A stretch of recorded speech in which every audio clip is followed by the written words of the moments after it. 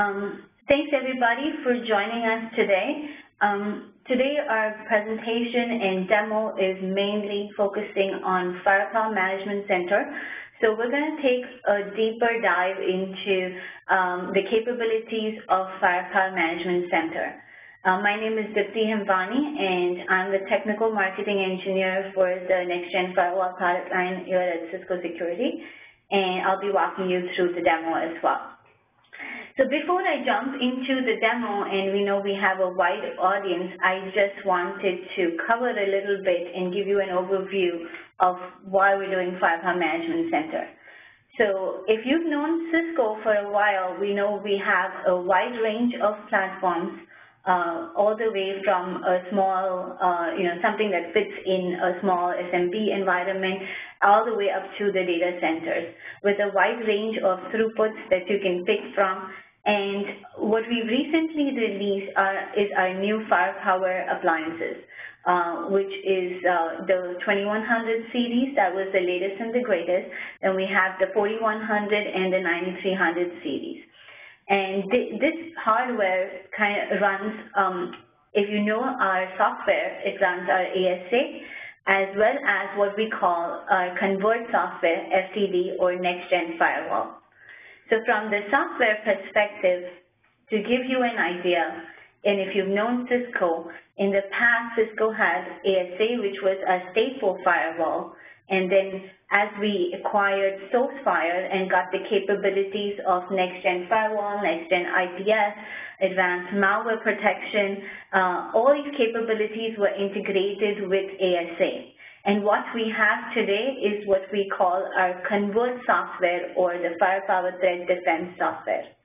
And why I wanted to bring this up before I jump into a Firepower Management Center demo is mainly, what does Firepower Management Center manage?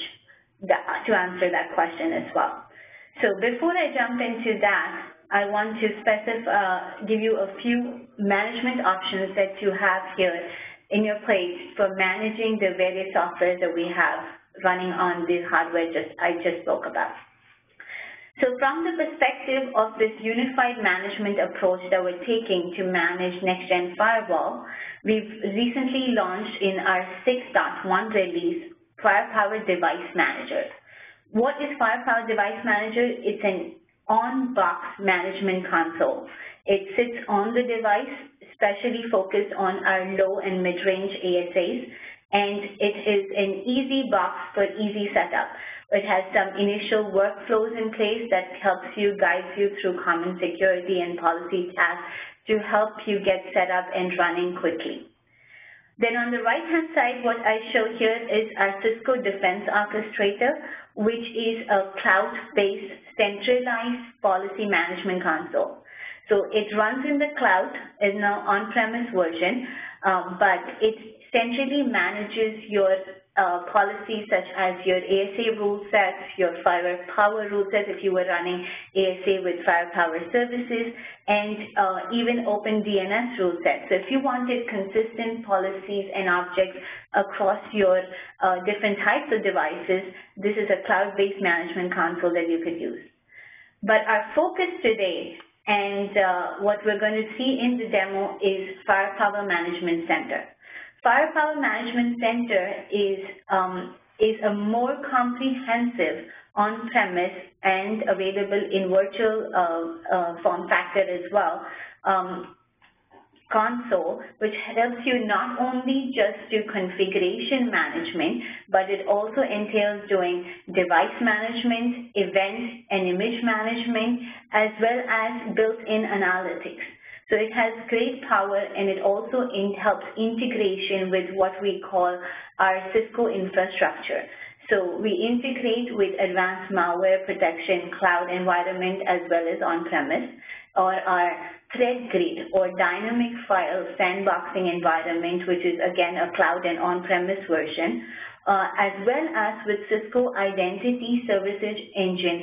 If you were to use ICE, or if you've heard of ICE, to classify your environment from perspective of posturing and classification, we can do much more granular control into Firepower Management Center, and we'll see this in the demo as well.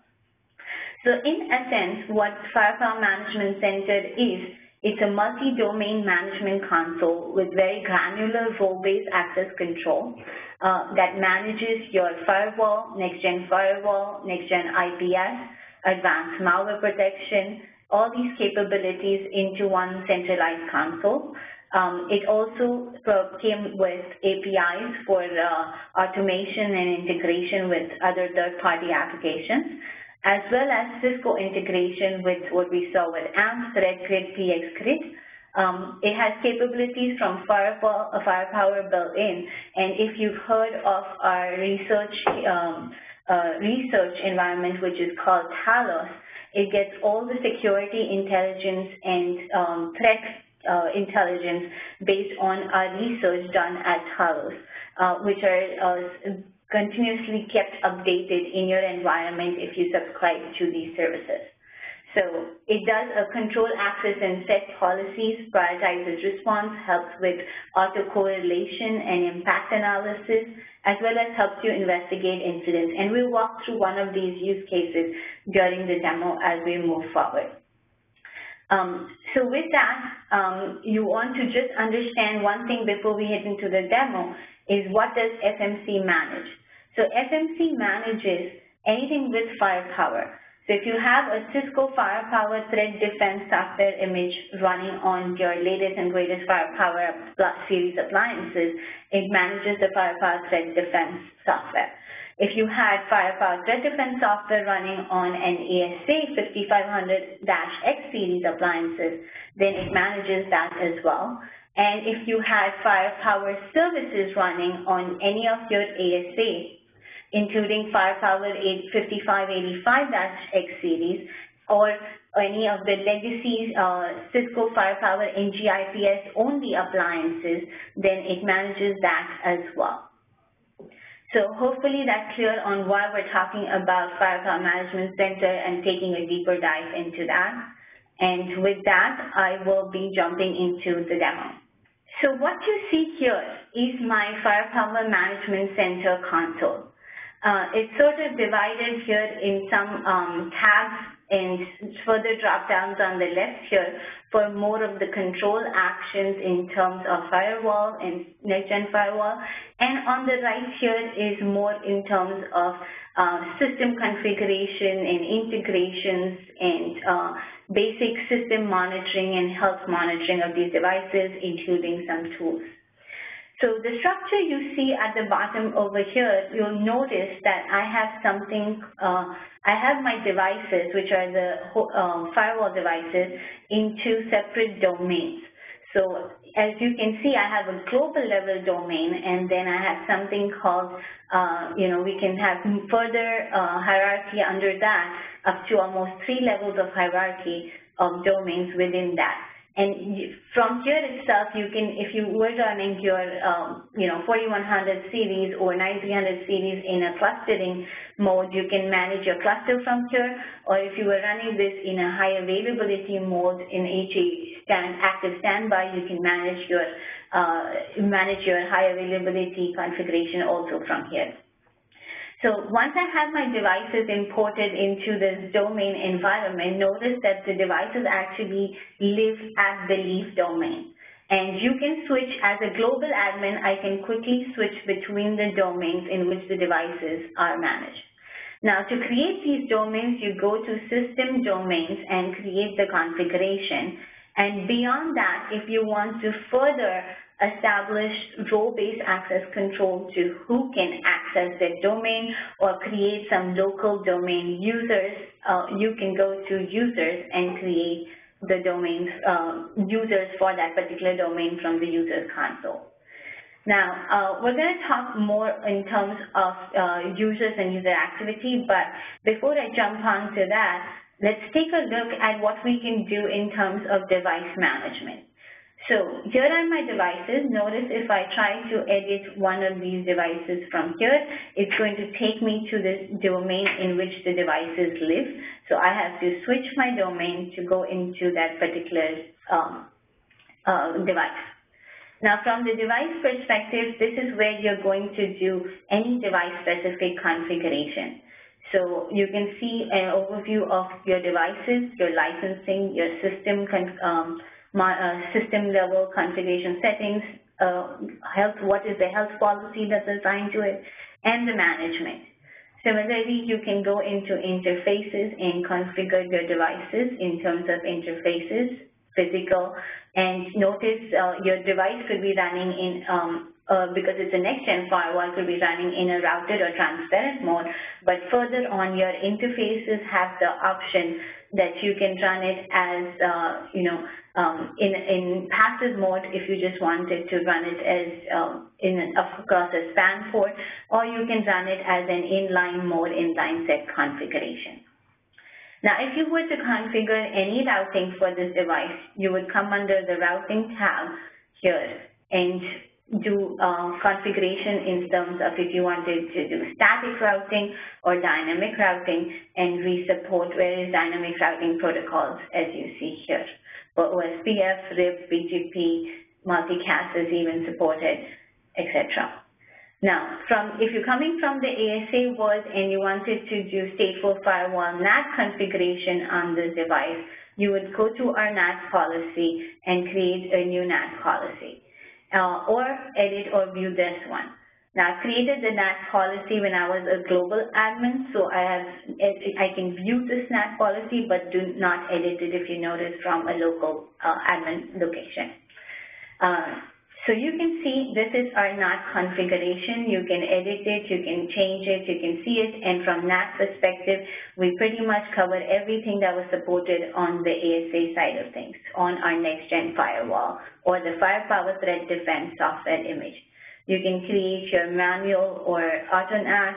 From here, you can do dynamic or static NAT configuration, etc. Similarly, for VPN, we already support and added supported for site-to-site VPN, and in our latest release, that is the 6.2.1, which was posted just 2 days ago, we have remote access VPN support for our 2100 platforms out there. From the QoS or rate limiting perspective, you can create now or create your policies and QoS policy.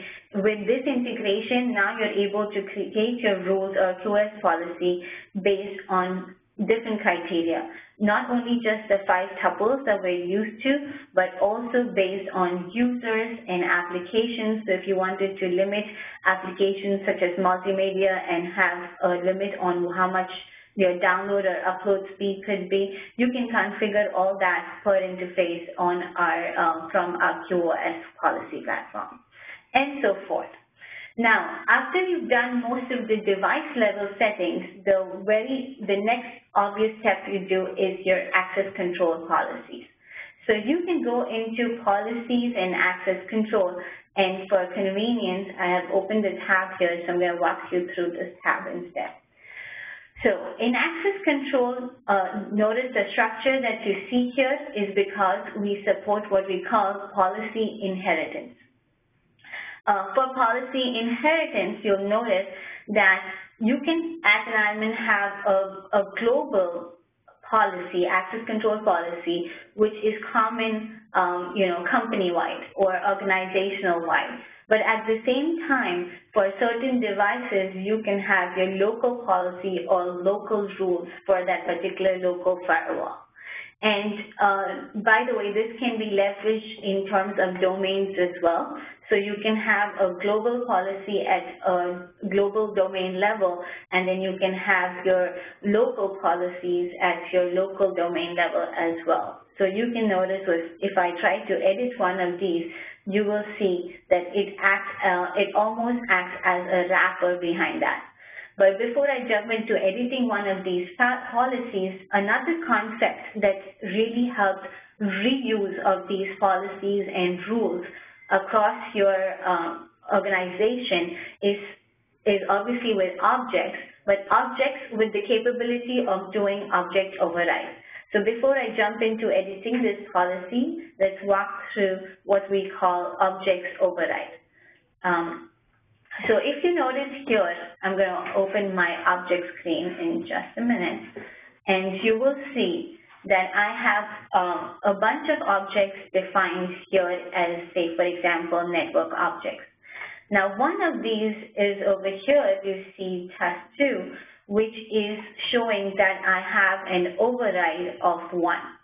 Now, how override helps in this case is mainly if I try to edit this, you will notice that I can go ahead here and say that test2 is my object that I want to use across most of your devices or firewalls that are deployed organization-wide.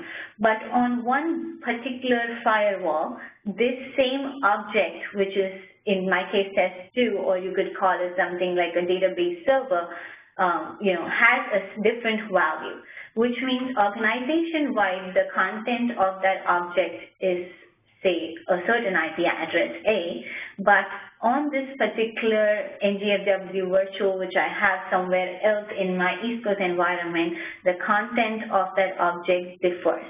And I can define that here, but in my rule and policy, I simply use this name called test2, and when the policy is pushed to the devices, in essence, it's going to push this value or content on the NGFW.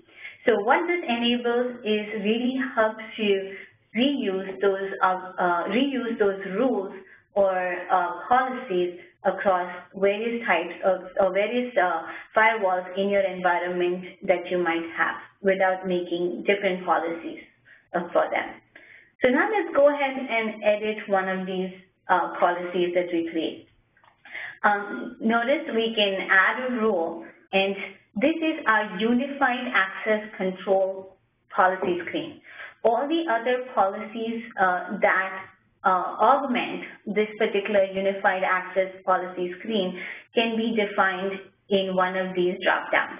So for example, if you wanted to create, we give you some default options for IPS policy, which you can see when we're editing one of these screens, or a default action. Here you'll see we give you these 4 IPS policy options. But if you wanted to create any user-created IPS policies such as these, you can go ahead to your IPS policy screen and create one of them. One of the key features that we provide you with IPS policy is firepower recommendations. You will notice that when you're trying to create IPS policy, that when you're editing an IPS policy, you can go into one of these capabilities and say, I want to generate firepower recommendations. What this essentially does is when your system is running in your environment, we passively discover your network topology. So if you have network discovery turned on, we will passively discover what are the different hosts that are running your network, what are the servers that you're running, what's the operating systems that's running on the box, and based on that, we're able to basically point out what are some of the signature sets that we recommend you turn on in your environment. So of course, there are a bunch of rules here that you see that you get with every update that you get from Talos. But at the same time, you can say, okay, I want to see what out of this is relevant to my environment and use that in my IPS policy. So you can certainly generate firepower recommendations and use that. On top of that, you can layer and do your own changes as well. Similarly, for malware and file, we expect that you create your set of malware or a file policy to either do file type detection or a cloud lookup, or be able to actually take action on a malware that might be traversing through your network. DNS policy or protection is something we added with our 6.0 release, and this is sort of becomes like a first line of defense where you can provide based on our DNS protection or security intelligence. The capability we've added for our DNS protection here is something that we say we can sinkhole. So in essence, you can define a sinkhole object and the way the DNS protection would work is if some host in your organization tries to go to a bad domain and we detect that it's a bad domain, you can define a policy to sinkhole that particular request. The next time that particular host then tries to approach the domain, it's going to actually go to the sinkhole, and that's how we can mark it as an indication of compromise on that host once we've confirmed that it is essentially making a request to a bad domain. Then we also have identity policy, which is mainly your authentication. So you can do active or passive authentication using our identity policy. And this is where you define whether you want to authenticate using our Cisco Identity Services engine, or we also have support for a Firepower user agent that was initially available with our Firepower release.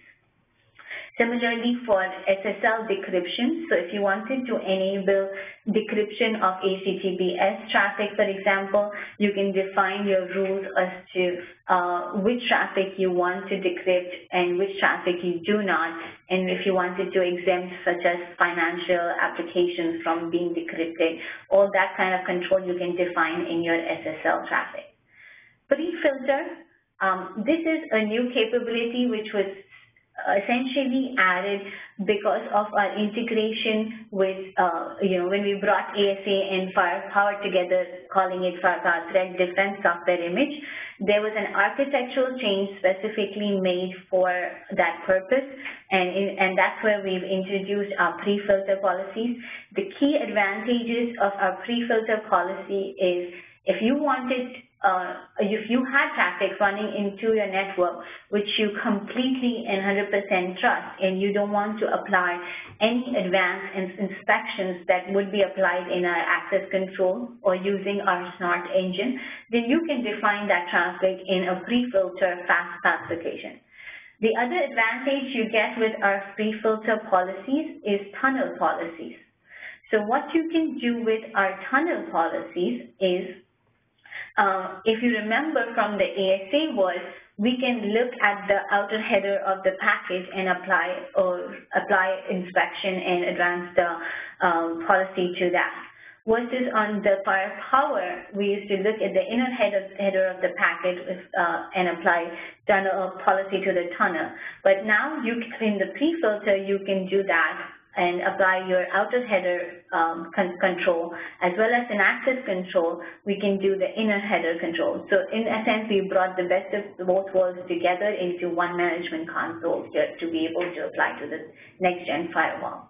You can also use pre-filter for applying control on tunnel protocols. So when we define what we augment, again, we go back to access control as we were looking at before, and this is where you'll bring all these pieces together. So you can see for this access control or traffic heading into this access control policy, here is my pre-filter, here is my SSL, and here is my identity policy. Now, along with that, we have all the security intelligence, which is our first line of defense, coming from Talos, as in our blacklist or whitelist, and notice this is for networks, URLs, and when we talked about our DNS protection policy, that gets applied here as well. So this becomes our first line of defense before we hit into the rules. Now, once you hit into the rules and the traffic traverses through your rule set, notice that if I try to edit one of these rules and show you, you can apply the following constraints on your traffic traversing the rule set. You can do your rules based on all the way from layer 2 to layer 7, as well as other attributes. So you have your VLAN tags, your networks, your zones, as well as if you have an Active Directory integrated, you can do based on users and user groups, applications, so you have application visibility and control, and notice you can quickly search through here if you want to apply based on applications. So you can say, I want to just do maybe all HTTP applications, or be more specific as to what HTTP application, or you can even do something like Facebook. So if you wanted to block Facebook, and notice we have granular controls on Facebook as a whole versus something like Facebook chat or Facebook message and other things like that. Courts, if you wanted to be more specific on whether you want to be compliant and want to only allow HTTP on port 80 or HTTPS on port 443, or specify something like that, you can be more specific and granular in terms of that. URLs, you can apply policies based on URL category, and reputations. So notice I can quickly search here if I wanted to apply a policy, say, to block gambling. So I would just search here based on gambling. When I select that, it gives me an option to pick reputation. Or I can just go here and, create a, search for a URL that might be coming in from security intelligence, or create my own by entering a URL at this point. So I can just say I want to block poker.com, for instance. So capabilities of that. Now, if I've integrated with Cisco Identity Services Engine, which is a very key integration for us, you can get a lot more information of the traffic classification from Cisco ICE. And notice the key attributes that we get from them are security group tags. So you can see that ICE is able to classify and tag traffic with SGT group tags, and then we can just use that over here to apply very granular control. Similarly, we get device types, so it's able to classify devices, and now we can apply policies based on device types. And location IP is where is the switch location, or the 802.1x location switch behind which the traffic is coming from. So what you can essentially do with ICE is granularize the control. Now I can say that if my HR user is logging in from their BYOD device, I block access to certain finance networks. Or I can say if my HR user is logging in from his laptop or from his desktop, then only I want to allow him access to a particular finance line. So it makes it very granular on how I can apply my policies by using either security group tags or a device type coming in from ICE. And that's all the control that you can apply in your environment. Now, once you've applied these controls, if there were any permitted traffic, if you were to say this traffic is allowed into your network, then you can say, I want to apply further IPS or file policy inspection to this. So from the inspection tab, you can pick your IPS, and that could be the system provided IPS or the user created IPS that we just talked about. And again, for the file policy, you could create a file policy and be able to define what are the files you want to inspect on, the file types, whether you want to turn on dynamic file analysis, and we'll look at those analysis in a few minutes, and be able to define that for your traffic.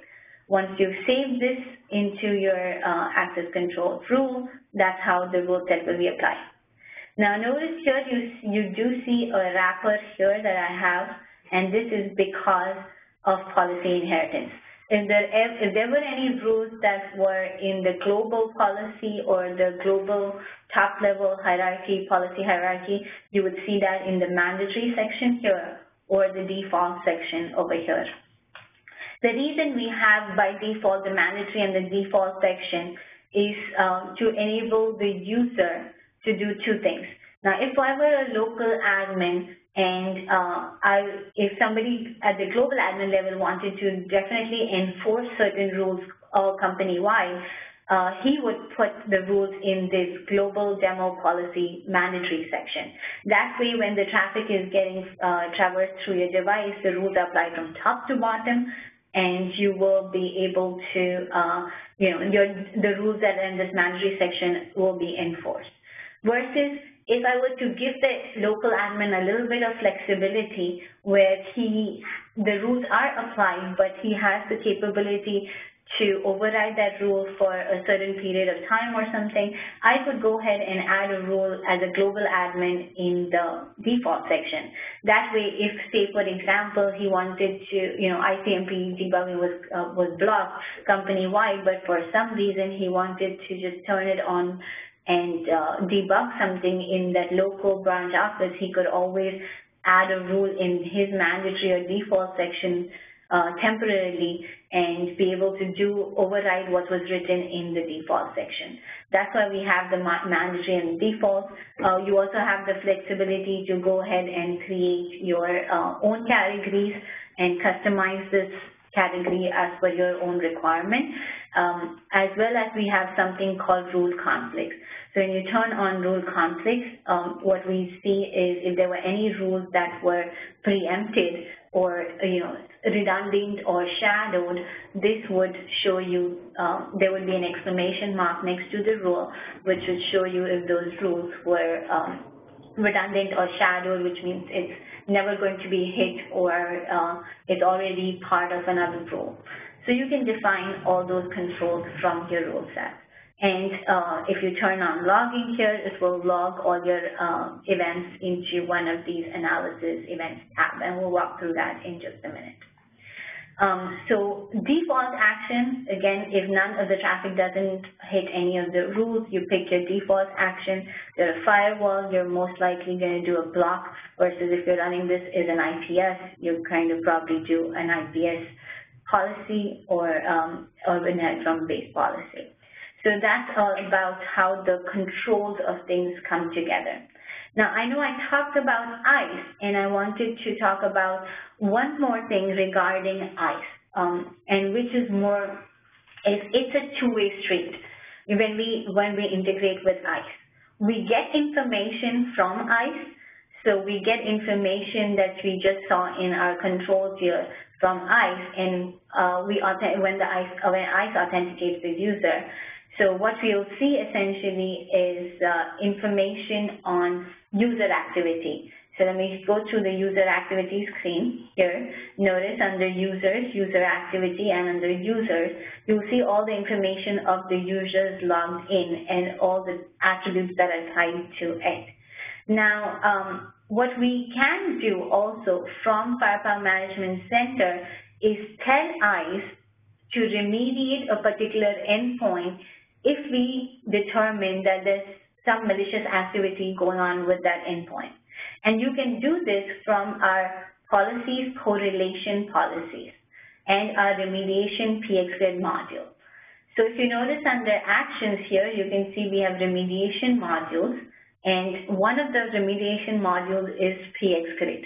PXGrid is a standard remediation module, and it integrates with Firepower Management Center and ICE to tell ICE that they want to either quarantine, unquarantine, or shut down a particular port that's connected to the endpoint. And the way the correlation policy looks like, you'll notice, is you go ahead and create a policy and a rule underneath it. For example, if you see my remediation policy here and try to edit this, you will notice that you can create multiple rules and tie various responses to it. The response could be, a quarantine of the source, or the unquarantine of the source, or the quarantine of a destination based on what the rule management says. So your rule management can get really granular. And just by the way, the correlation policy does not only mean its integration with ICE. You can perform various other alerts and actions also based on correlation policy. It also helps you reduce any false positives in your environment if you were to create a more granular rule management.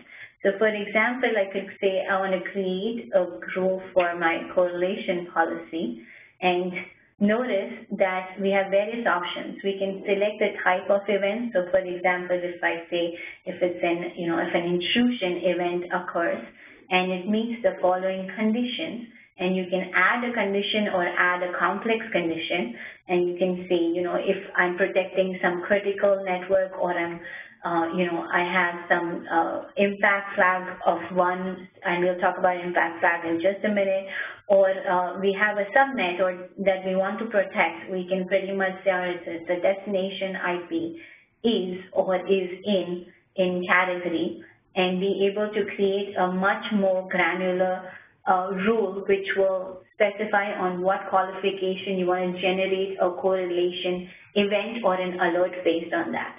So this is a very key differentiator for Firepower Management Center. The correlation engine helps you with a lot of things: reduce false positives, integrate with ICE, and remediate with ICE. There are other remediation modules that the community maintains, and you can leverage that as well from the correlation policy. So the correlation engine really helps you give granular control on what you want to do or what action you want to take with your device, on your endpoint for that matter. So once any rule hits the correlation policy, like any other event, you will see a correlation event generated.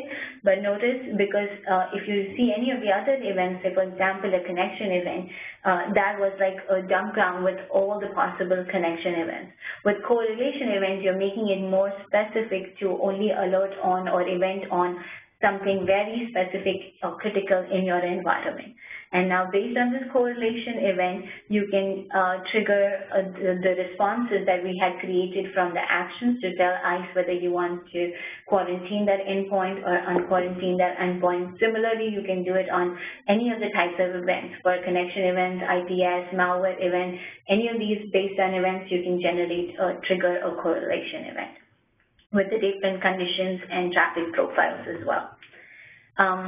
One of the key other things that we want to talk about today is, once you have all this set up, traffic's running through your network, everything is flowing great, what is the next thing you do when you're monitoring these boxes, right? Is monitoring and is kind of reporting, monitoring and reporting, right? So for monitoring and reporting perspective, we have two main things that we want to point about. One is our Context Explorer. Context Explorer is a one-stop place, a one-stop shop as we call it, which gives you an overview of what's happening in your network in, say, a time period. So I can define the time period from here. It could be a last 1 hour, last 6 hours, even a year. And what you'll see here is more granular, more information about what's going on overall in your environment. So if you see, we have traffic per intrusion events over time, and then we also have indications of compromise. And you can notice here we have what we call you can see an impact 1 intrusion event or an impact 2 intrusion event, some threat detected while file transfer, and you'll also see it per host. Now the great part is that from here itself, I can simply click on one of these items and do a lot more from here. So I can, if I know that this particular indication of compromise on this host is critical, I can blacklist him or blacklist that particular host from doing anything forward. I can even whitelist him if I know that, I don't need to worry about this host. Or I can say, let me view host information. And this is what we've collected over the period while the traffic's running passively into your network. We built what we call the host profile. So the host profile gives you very detailed information on the particular host.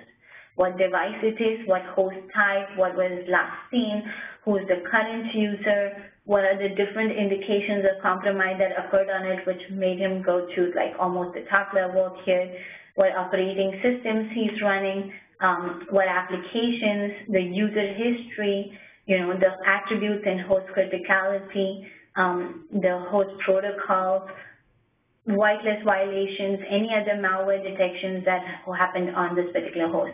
And because we know all this information, we also know what are the vulnerabilities tied to that host. So you can, this really helps give you a picture of what does your host look like in your environment, and how you want to go ahead and patch it, fix it, and look at it. Now, from here itself, if you want to go specific and drill more into that host, you can see go to connection events, intrusion events, file events, malware events for that particular host. And if you want to make some changes also, you can take an action from here by, if you think the operating system is not right, or is there something more customized that you want to do, or change the host criticality. And a lot of times you want to do this if you want to say, this is one of my critical hosts, so next time an event occurs, I can create a correlation rule to trigger on this particular criticality. You can get that kind of control from here.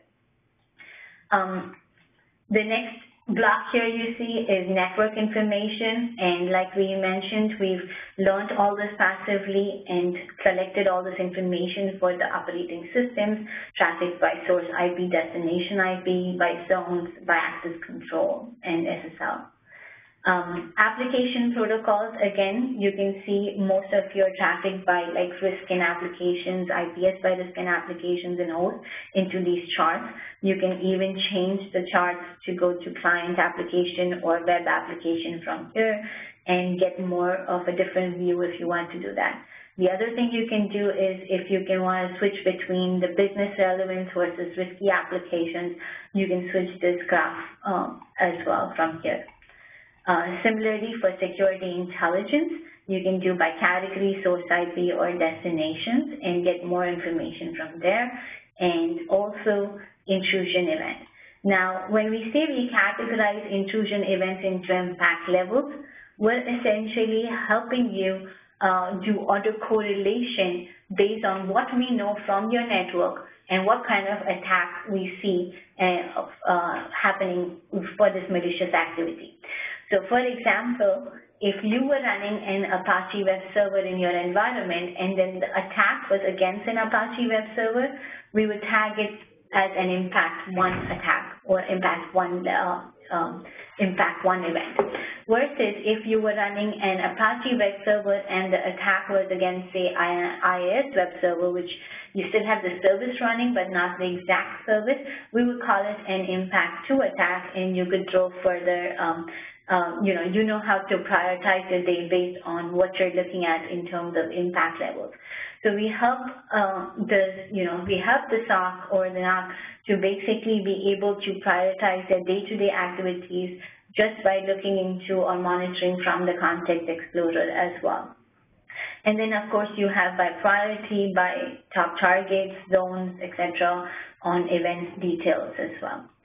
Similarly, for files, if we were monitoring files and tracking files and running are integrated with advanced malware protection, cloud or on-premise device, which has all the intelligence, whether the file is known malware, unknown, or clean, as well as other detections, or running it in our sandboxing environment, we would get a disposition from our AMP cloud, and you can see that from here in terms of the top few charts and the host receiving those files and sending those files. So quickly at a glance, you can see, how new malware was detected and who's seeing that file and how many hosts have seen that file from here as well. Similarly, for geolocation, we do have geolocation updates that are provided to you as part of subscriptions, and URL updates also provided to you as part of subscriptions, and you can track based on geolocation and URL. Now, this is to give you from a monitoring perspective. Once users get to this, the next step obviously is our dashboard and reporting. So we do have a bunch of dashboards. Notice the ones that I'm showing you here is not all system provided. You probably get about 9 or 10 system provided dashboards, but you can go ahead and create your own custom dashboard from this management screen. So you can click on management here, and from here you can either copy an existing dashboard and then edit it, or you can simply create your own dashboard. So it's a very custom environment. You can go ahead and say I want to create a dashboard, and notice you can say I want to copy an existing dashboard. So if you were to copy like a summary dashboard, for instance, give it a name, change it, see how many times you can change it, and all the information, and create a custom dashboard. And that gets saved onto the same overview tab. So for example, you create this custom dashboard.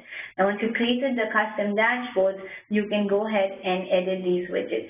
You can, if you don't want something, you can just delete it, and it will edit that particular dashboard, custom dashboard. Or you can even move these widgets around. So you can, move the widgets around into different tabs. You can close the widgets and things like that. The custom widgets that we provide you also are really configurable. If you can see from here, you can define which options you want to pick from, and also this table that you define to pick your widget, or you want to define your widgets based on, is customizable. So we do have custom workflows and custom tables that you can create, and then use that as part of your custom dashboards. So you can basically customize everything you want to monitor as per what is required in your environment. And the cool part is this: once you've done all this once, the easy part is any of this can be converted into a report. So just once you've created this dashboard that fits your environment, you can simply go to this report designer, and when you click on this report designer, it's going to take you to a way that you can save this particular template. You can save the particular template as a reporting template. You can even generate a report directly from it as well. So very easy to go from custom dashboard to a custom reporting, where especially personalized for your environment. So if you want to deal with executive reporting, this is a great tool to go in and create that executive reporting control for your executives. Now, if we stay on reporting for just a minute, we also do provide a bunch of templates for reporting. So if I just go to reporting in general and not to the custom reporting, by the way, your custom report will be saved here that you can view. If you open this, you'll see how it looks like in the format that I've saved it in HTML. Now, the other thing I wanted to point about is the reporting templates that we were just talking about, and I'll show you the report in just a minute. Along with all the other reporting templates, what we have is we also provide this called risk reports. So this is something which was integrated recently into the product. This is also a very great way to provide executive summary to your high level, and it comes in 3 different formats. It says an advanced malware risk report, a report based on attacks and risk in your network, in your environment, based on IPS, as well as your network risk report. So that's based on what we've learned from your network, what are the vulnerabilities, what are the risky applications, all that information goes in these attacks in this report. So this is another way to do reporting, and then along with all the other templates that we've created.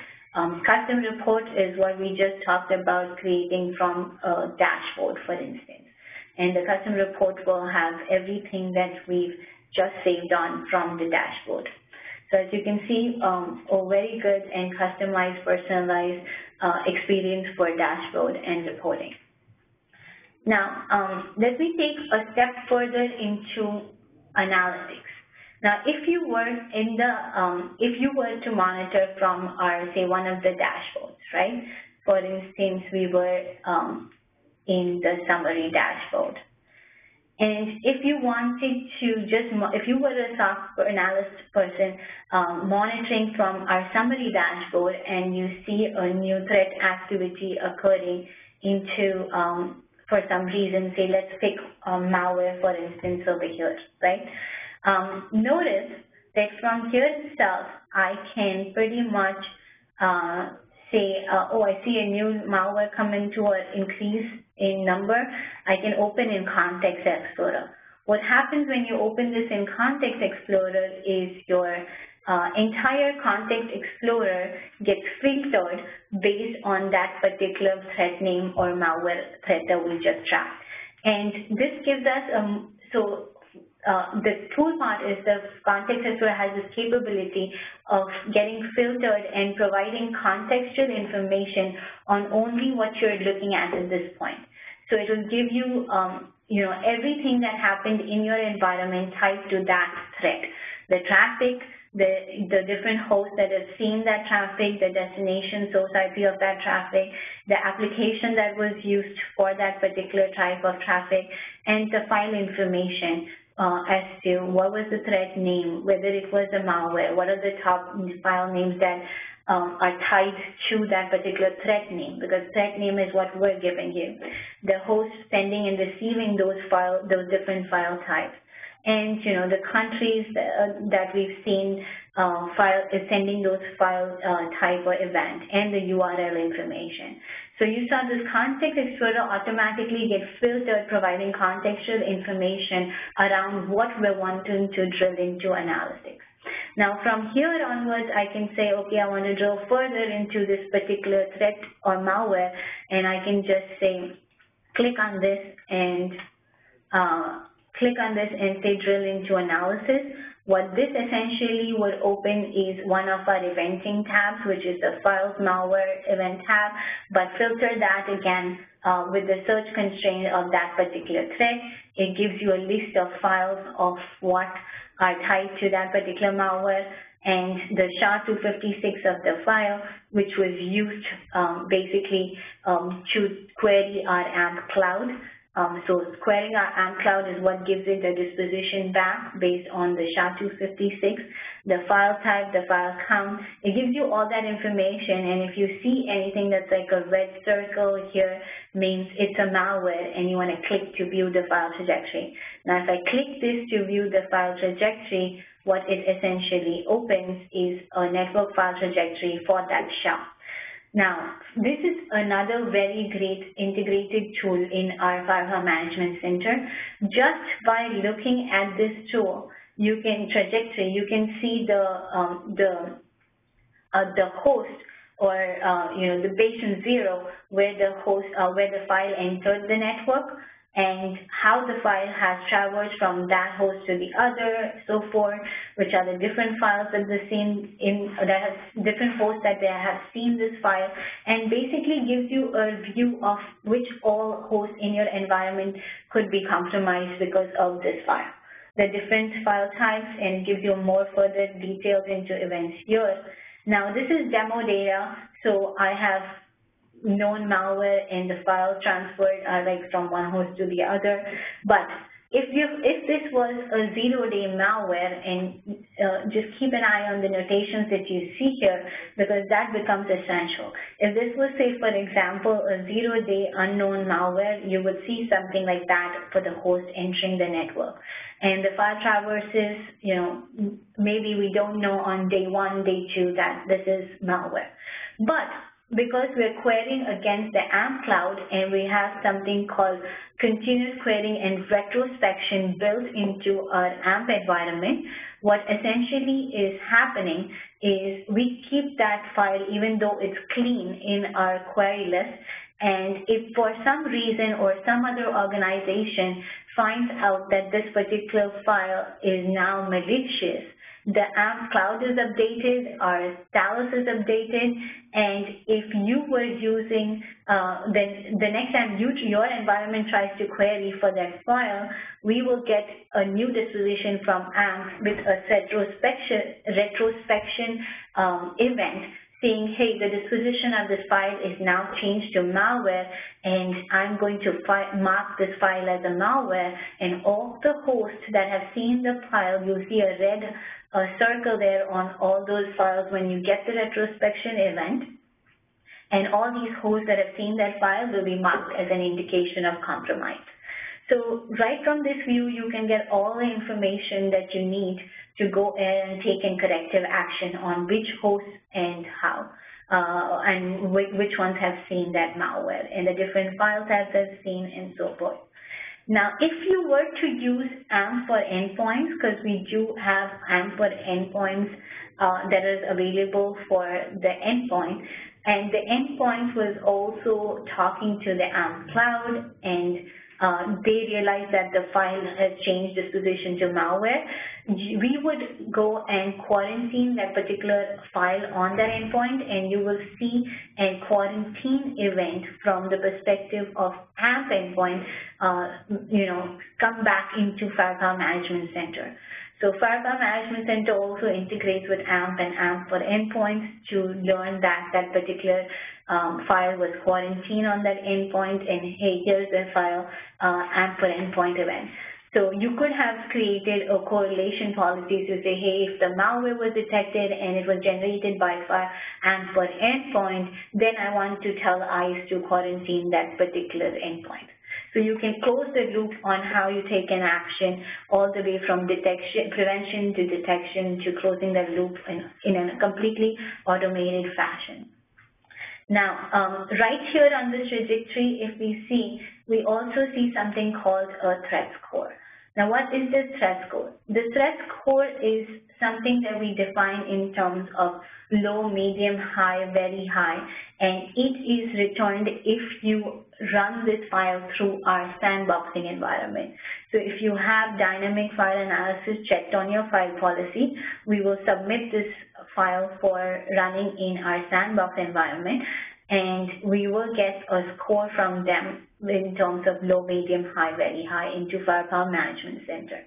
And notice, by just clicking on these circles here, it opens what we call the dynamic file analysis summary, which gives you an idea of the various threats and artifacts that are tied to the file, the behavior of the file, the process that tree of how the file was executed in our sandboxing environment.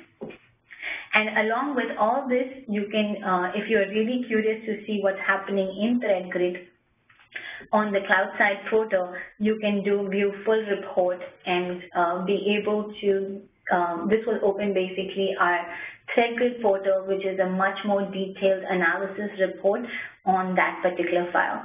So it can give you your behavioral indicators, your traffic streams, the processes, the artifacts, the registry information, if anything was tweaked there, all this great information that you can learn from. So if it was a kind of a ransomware attack or a particular known information that you can store from. And if you have a ThreatGrid account, you can even log in and search based on any of these categories that you mentioned over here. Now, talking about it, we were talking more in terms of file perspective and how we can do detection for malware and, with our integration with AMP and ThreatGrid and AMP for endpoints. But at the same time, one of the very key features that tie with our threat detection or IPS is also because of our Snort engine and IPS policy. So similarly, just how you can get a high-level view as well as drill into analytics for file, you can get a high-level view and drill into analytics for IPS.